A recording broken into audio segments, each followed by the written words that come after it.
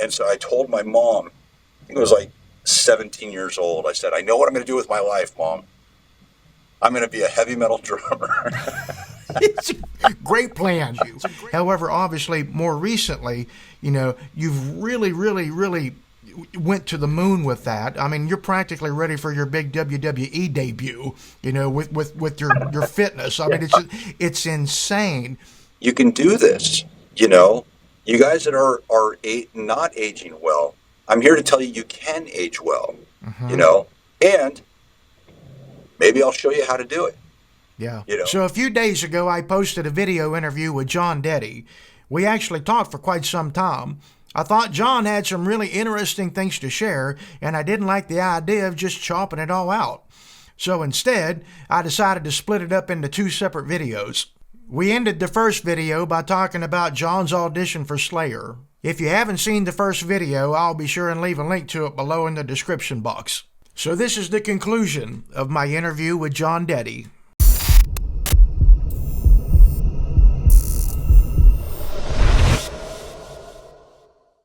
We met at there was a bar right around the corner from the hotel that they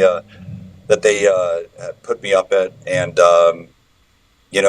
and we sat there, we just chatted for a little bit, and at the end of the getting ready to leave, he just said, yeah, we decided you're the drummer, and Rick Sales is going to call you and go over all the business stuff and blah blah blah blah blah. So that was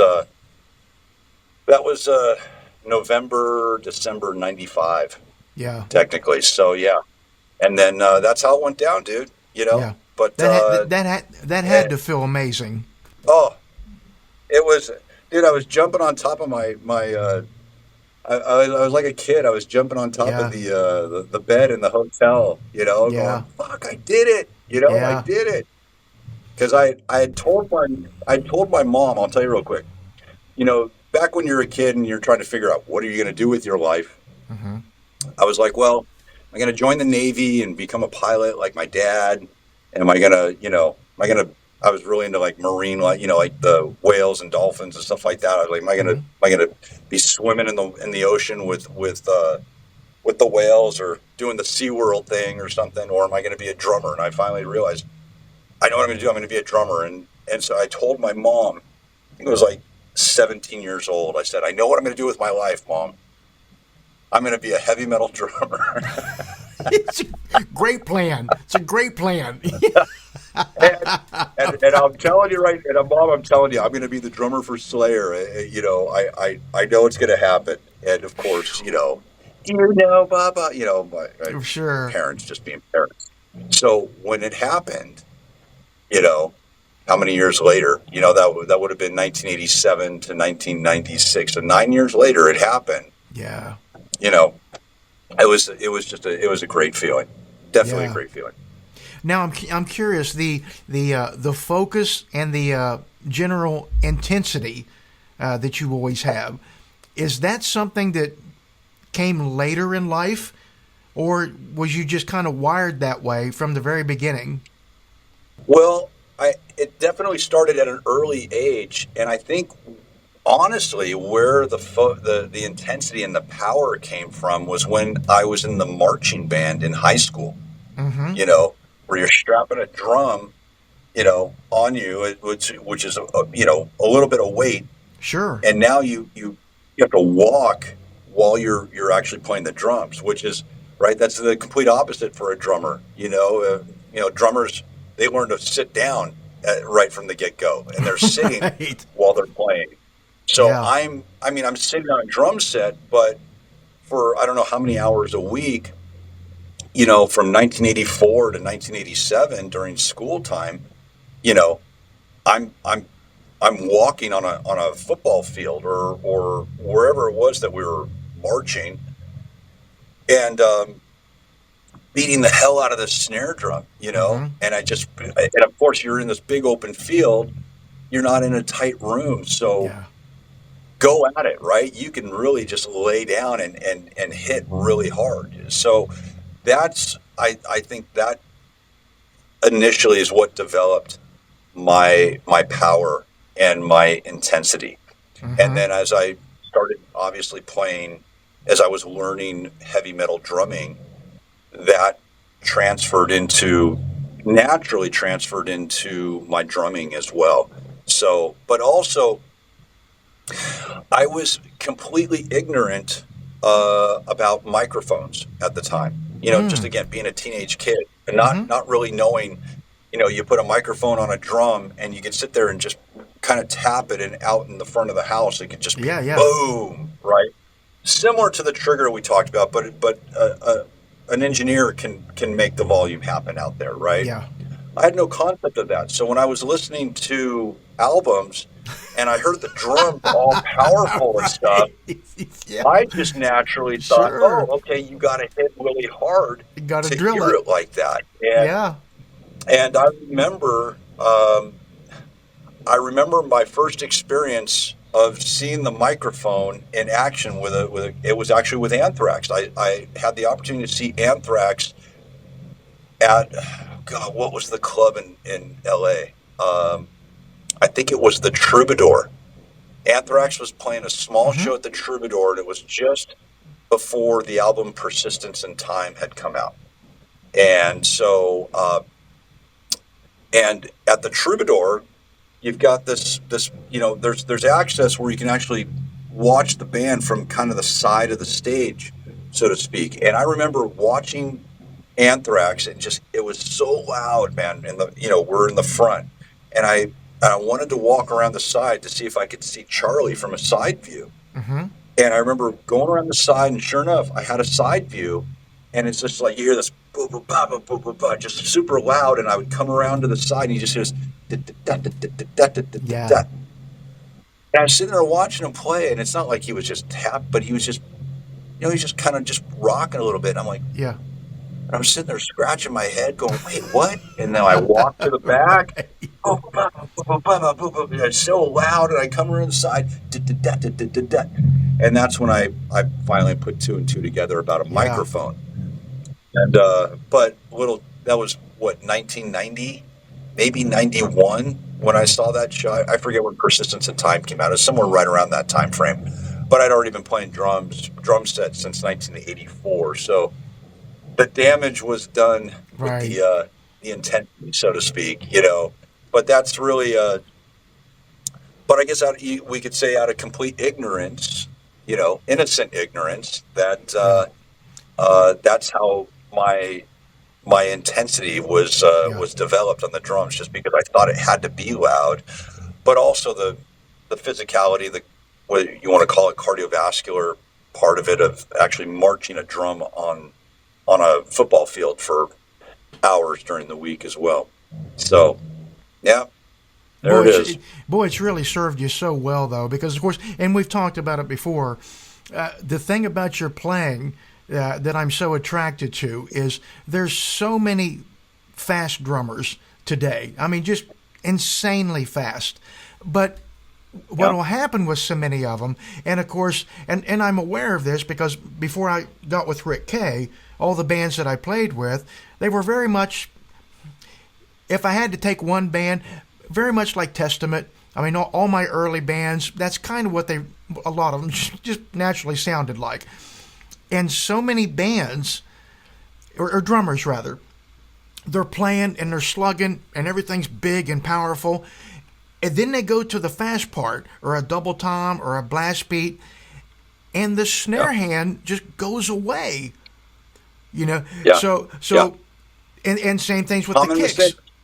And a lot of times, they're going doom da doom da doom da doom da, and with you, it's just right there, man. I mean, I don't care if you're playing an AC/DC groove, or if you're literally playing Angel of Death.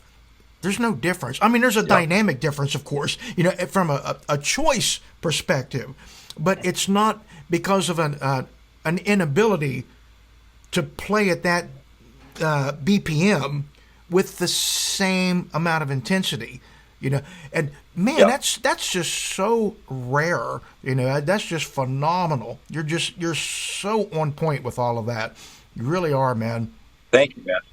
Thank you. So, It's honestly, not to downplay what you just said, but it's kind of a simple fix. mhm, And really, it would be literally one lesson with a drummer that's having that issue, and mhm, just say, listen, when you go into the fast part, focus on that snare hit. I yeah, wouldn't even say the bass drums for. I initially just start with the snare. When you go into a super fast part, listen just to your snare and make sure and listen to your snare, the volume that it is while you're playing like a halftime beat. Like there's your volume. That's the volume you want it when you're going when you're going super fast. And a lot of times when you have them do that and go into a song, you'll hear them start they're like and they're focusing on it now, so they can recognize it. Oh shit, okay, you mhm, know, and it just takes a little bit of practice, but the practice really it's it's mainly the focus yeah. to hit, and then from there it's going to be ooh my arm, Yeah. it's getting a little tired, you know, and Yeah. now you Imagine have to that. kind of develop. Yeah. You got to. It's just going to develop the strength, and that just comes with time. But Yeah. initially, it's just recognizing it, and then once, in my experience, once a drummer recognizes it, it'll immediately sound off to them, like, oh, I'm not hitting hard enough. Yeah. They hear it now, and it'll Yeah. sound off. So I don't know, if you're having that issue, Steve, just focus on the volume of your snare and your halftime.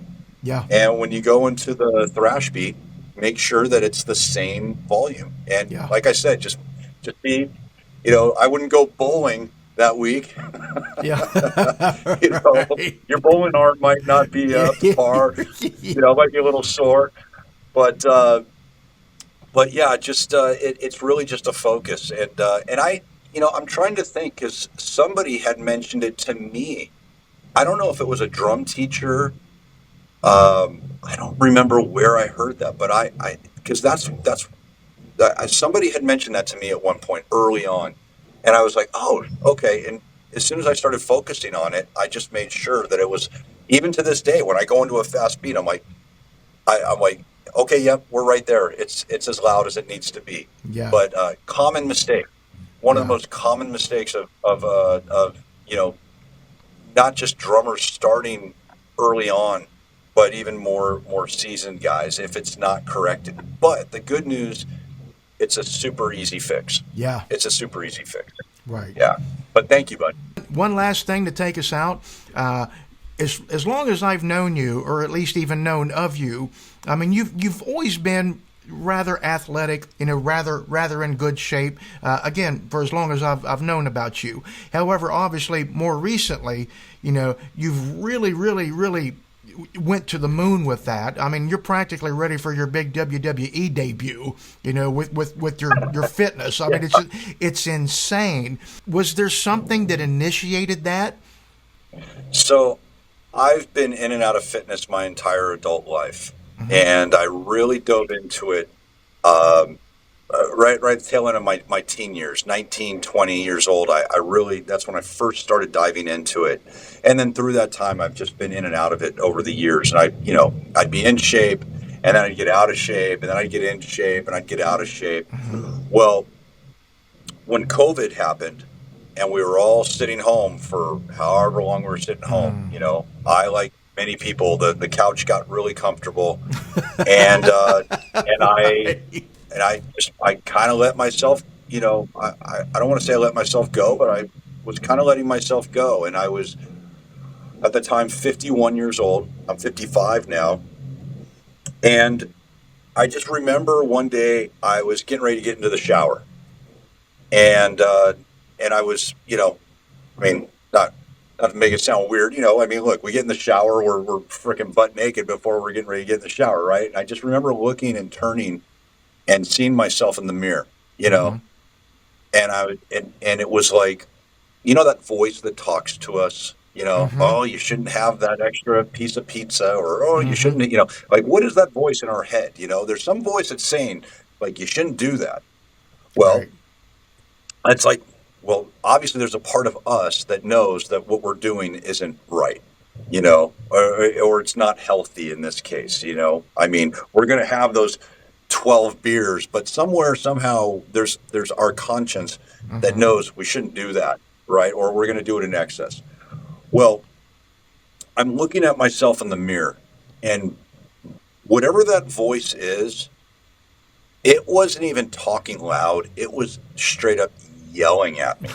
Like, what the fucking fuck, dude? Oh, you know how to be in shape. You know the Yeah. benefits of being in shape. And you are, most people, they don't even know about how to be in shape. And that's why they're out of shape. Yeah. You know, which means you're choosing to be like this. Yeah. It was like the drill instructor in Full Metal Jacket. That's Mm-hmm. literally what I heard in my voice. Like, you private pile, blah, blah. Yeah. Like, just yelling at me. And I was like going, man. And it was me having a conversation with myself. And ultimately I was like, dude, you're 51. How do you want the second half of your life to roll? You Mm-hmm. know, you want it to roll like this and go down this path, or do you want to, and then it led me to think of other things, mainly, from so many aspects of our life, but specifically, since we're talking about drums here and music, if I'm going to be the guy that goes on stage for high level bands, then it's, it's my strong opinion. I need to be in a high level uh, condition, Mm-hmm. or I need to be at top of my game. It pains me, Steve. It pains me to see so many of my colleagues that are not aging well, that Yeah. used to be here and now they're here. Yeah. And for no other reason than you could really, I mean, we're all going to age, right? That's inevitable, but at least we can control how we age. Mm-hmm. And so if I'm going to solicit myself to the largest bands on the planet, you know, uh, and I'm going to have the opportunity to go out there, dude, bet your ass you're going to get the same performance from me that you got back in the 90s, perhaps even better. Yeah. I think I'm playing better now than obviously, how could I not? Because I have 30 years more of experience playing Mm-hmm. drums, you know, but by keeping my body fit and in shape, now I'm conditioned to go out and actually perform the way that I strongly feel the songs need to be performed. And even though the band Volbeat is not as physically intensive, there's a lot of the swing in Volbeat. I mean, we can talk. That's something a whole other conversation. But just ultimately being on stage, I just put this to the test. And at the time of this recording, I just got back from being on tour with Volbeat for a week, Mm-hmm. and playing almost 2 hour shows, an hour and 40 minutes, hour 45 minutes. And I got to tell you, Steve, it felt so great being on stage. There's no point where you're like winded, or even I know Volbeat's not physically intensive like Slayer, but I thought of myself like, if I was up here playing Slayer right now, I would be so on point Yeah. for no other reason, not just from my musical capability, but the physical condition that I'm in. This with heavy metal drums, Slayer, Metallica, Anthrax. Look, it's physical drumming. It's unlike all other styles of drumming, right? And so it's really it's like a professional athlete, and that's why I say it pains me when I see some of my colleagues that are out there now playing. Mm-hmm. I don't want anybody walking away going, man, remember when he was here? Remember back Yeah. in the day when he played like this? And oh man, his double bass just isn't the same anymore, Yeah. or his performance isn't the same anymore. He's here, but oh, it was good. Fuck that. No, Yeah. I if I'm playing for one of the bands I used to play for, um, I want people walking away going, holy fuck, did you just see Dette Yeah. throw down? Is that guy 55 years old? And, you know, and he's throwing down, and, he looks like he's in shape. Yeah. And I just, like I said, it's important for me. It was an important thing. But the fitness part, Steve, it goes into every part of our life. I'm trying to keep it focused here for drumming, but it's had such an impact in every other area. But Mm-hmm. ultimately, what I can tell you is I, doing this, I at least wanted to be an inspiration or an example for everyone out there to go, hey, you can do this. You know, you guys that are not aging well, I'm here to tell you can age well, you Mm-hmm. know, and maybe I'll show you how to do it, Yeah. you know, if you're interested. And Yeah. so that's why I'm putting a program together right now where I'm going to have basically a product that's going to help people if they want, you know, and Mm-hmm. show them, hey, you can do this. So Yeah. no excuses, you know, people can say, oh, it sucks getting old. Well, Yeah. I'm 55. I didn't get that memo. And, Yeah. you know, I'm not a freak of nature. Right. I'm Yeah. not an enigma, you know. Yeah. I my body burns food just like you and everybody else, and you know, and you can look at photos or video of me, you know, just several years ago where I was not looking like this. Yeah. So I'm here to tell everyone it's absolutely possible, Yeah. and the benefits in every aspect of your life are only positive. There's literally no negative aspect to making your body like this, you know, Yeah. unless you want to think of the pain in the you know, in the gym while you're lifting weights, or you have to eat food that's maybe not the most pleasant. But you know, I I almost, you know, I'll tell drummers, you know, look, when you're playing fast double bass and you're making that face that looks like you want to die because the bottom part of your legs are on fire, Yeah. and your legs are burning, and you're like, you're just trying to, it's like, why are you doing that to yourself? Yeah. Why are you putting yourself through that pain? That looks painful, you know? Mm-hmm. Would your mom or dad sit down on the drums and play? You know, would they put themselves through that pain? Or someone that doesn't play drums at all, would they sit down in your drum set and put themselves through that pain? No, they wouldn't. Why are you doing this? Yeah. Because you enjoy, and specifically you enjoy it, you in your brain, you're like, it's the result that I'm going to get from playing like this. I Mm-hmm. enjoy playing this music. Yeah, it's painful in the moment, but look at what the overall benefit is. Mm-hmm. So if I can just get people to take that mentality and put it towards their body in the same way, you're gonna experience some temporary pain, but look at the benefit, right? Mm-hmm. That's where people make the shift. So, but yeah, that's what I said, man. I To wrap it all up, I decided to go all in because being a drummer at the top level, playing for bands at the top level, I wanted to be an example and an inspiration, showing that you can do it this way. You don't need to age badly and play it at half strength. You Yeah. can you can be in your 50s, going into your 60s, and still play at full strength. You Yeah. know, and this is a guy that's been in 2 car accidents, by the way. You Mm. know, people will say, "Oh, I have this or this." I I I, I got thrown out of a rolling. I rolled a car when I was 18, flew out of the window. You know, snapped my femur bone in half.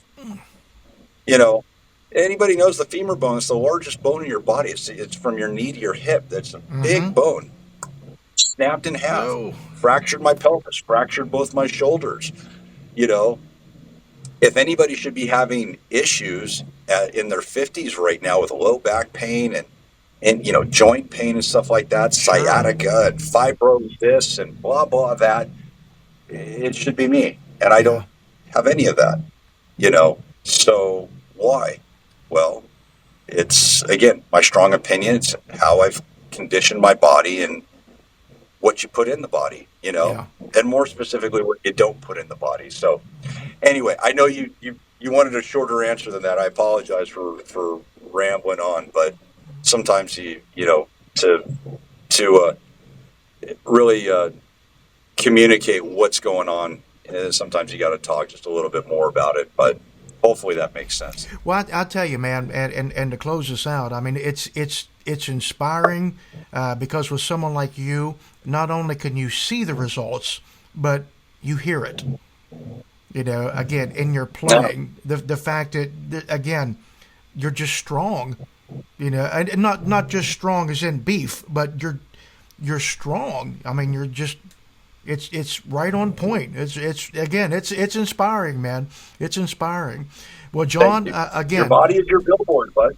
Your yeah, body is your billboard. yeah, You know, it tells the world who you are. You know, and yeah. it Mine tells the world my dear love of milkshakes. So, well, there's nothing wrong with having some milkshakes, my friend. You know, as long as you know, milkshakes can actually work for you if you're in the gym, like lifting some weights that's true. on a That's frequent very basis. true. You know, Yeah, yeah, that's very yeah. true. Well, John, I know you're in the middle of things. I really appreciate you taking a few minutes for us. Is there any closing words you have for anyone?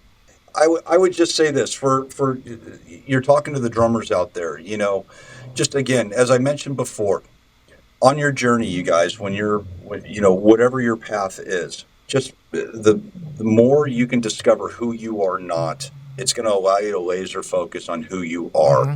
And it's all a journey, it's all a process. Enjoy the process. You know, everybody's so quick to want to put a timeline on things, you know, especially with the bodies. You know, oh, I want to drop a couple of pounds in 60 days or 90 days. I want to learn to play this type of drumming in this amount of time. You know, don't worry about the timeline. The Yeah. daily practice, whatever it is that you're doing, it's just the daily practice. That, Yep.